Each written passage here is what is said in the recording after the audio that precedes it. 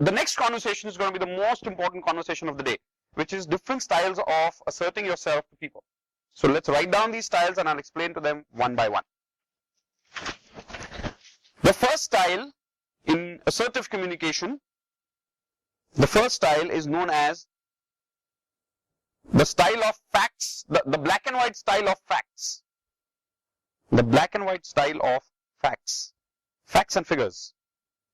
The black and white style of facts and figures.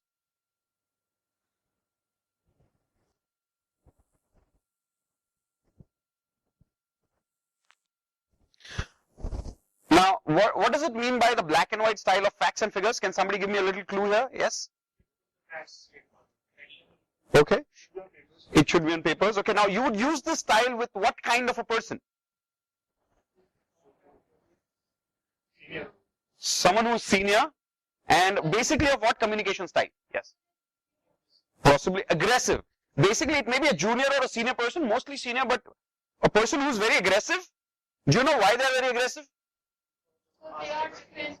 Not only past experience, there's something more. Defending themselves, what else? They doubt you. Okay, something else? They change their mind. They can have some evidence. If you have observed most aggressive people, I'm sorry to cut you there. If you have observed most aggressive people in the world are very good at their facts. Yes or no? It is very difficult to deny what they are saying. What they are saying is not wrong. The way they are saying is wrong. But are they right in what they are saying? Yes or no? That is why it is difficult to argue with them.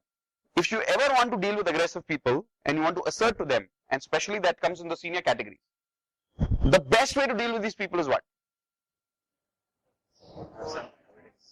Yes, you have facts in your hand and you have evidence in your hand. Do you remember that movie? The only thing that convinced this man was what? Facts and figures. Is that right? When he showed him the facts and figures of how a lease deal can be helpful, that man was suddenly convinced. But otherwise, all the theory of that the market condition is right now very high, we need more parts, all that theory didn't matter to him. What mattered to him was the facts and figures. Not only because he was an accounts guy, but also because he was a very aggressive person. Is that right? Now this style, see, every new style that I'm teaching you today right now, every style will force you towards a good habit. Okay, for an example, this particular style. What style is this? Read it again. The black and white style of facts and figures. Now this particular style will force you towards what good habit? Planning and preparation. So write that down. Planning and preparation. Is that important, by the way? A lot of times when we want to assert ourselves to people, do we go planned and prepared mostly? No, we don't. Use this style, go well planned, go well prepared, and if you have your facts in hands, if you have your figures in your hands, I'm promising you no aggressive person will try to dominate you. What is the reason behind why I'm saying this so confidently?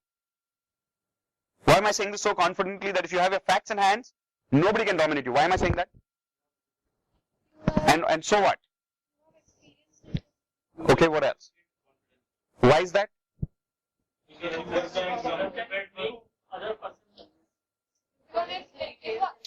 I'll ask you, how can you prove it? You have facts. Evidence is undeniable. Evidence is undeniable. Nobody can deny evidence. Can you deny evidence? Hello? You know, that is why in the courts, the high courts or the Supreme Courts where they do cases, in those courts, it is completely based on what? Evidence. Now, sometimes the evidence is wrong. But can they deny it? Even though the evidence is wrong, you have to prove it, that it is wrong or right. If somebody has proved that the evidence is right, now you can't do anything about it. You can't deny the facts. You can't deny the evidence.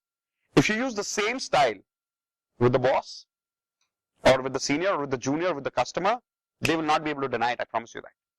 Because evidence has its own strength. You don't need any strength after that. Okay, all you have to do is by the way, once your evidence is in your hands, do you need to use anger? You don't. So you don't even need to get aggressive. All you have to do is be polite, be respectful, and put your facts in front of them.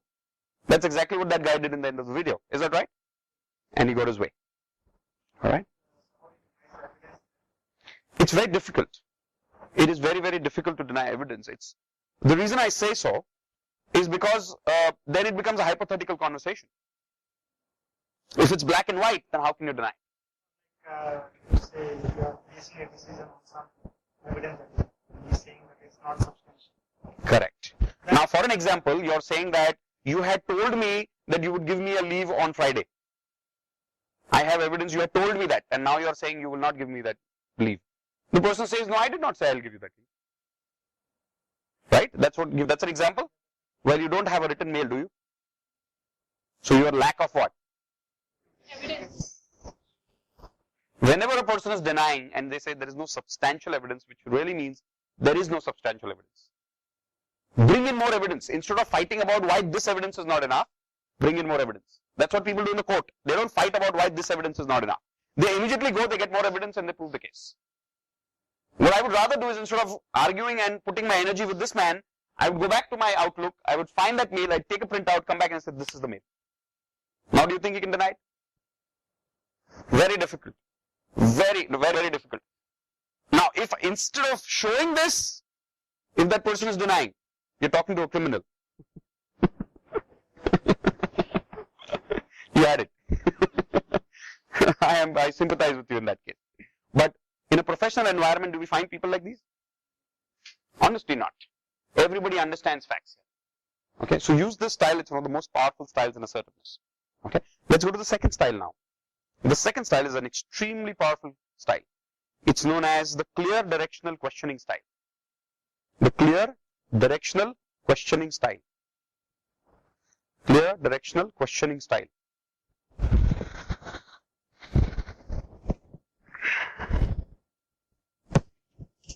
Now there are two kinds of questions in the world. What are the two kinds of questions in the world?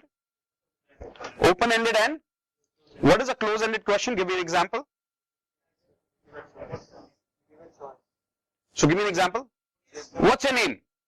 Is it right or is it wrong? Now that can be a close-ended question. Okay, is it your left hand or is it your right hand? That's a close-ended question. What is an open-ended question? Give me an example. How do you feel? Good. That's a close-ended.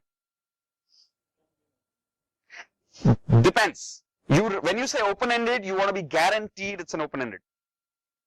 If by the other person's perspective it's a close-ended question, then you can direct the conversation into a completely new direction.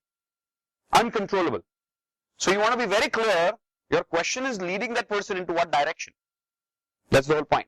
Now, but if I ask you, so do you think the workshop is adding value? And if it is, how?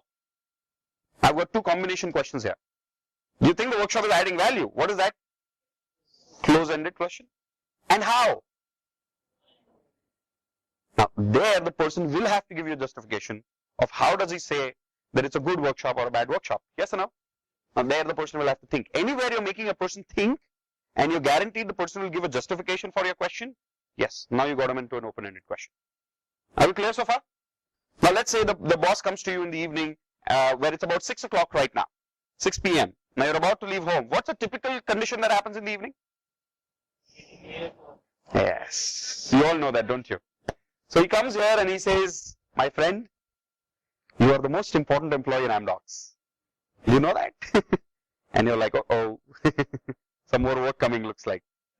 And that's exactly what happens, doesn't it? He comes and he says, there's this important mail come from the client, or not even important, what does he say? Urgent mail. And priority, right? So we've got this mail and we'll have to operate this work on this right now. So you'll have to stay back about an hour and a half later. Now you know it's not normally hour and a half, it can really go 2 to 3 hours. Is that right? So you don't want to stay back. And plus, that person, let's say, come to you at 5:30 in the evening and you've already got work in your hands, which is not going to finish by 6:30. And you have an appointment with somebody at 7 in your personal family life about something. Okay? Now, should you say yes or should you say no? Hello? No. How would you decide that?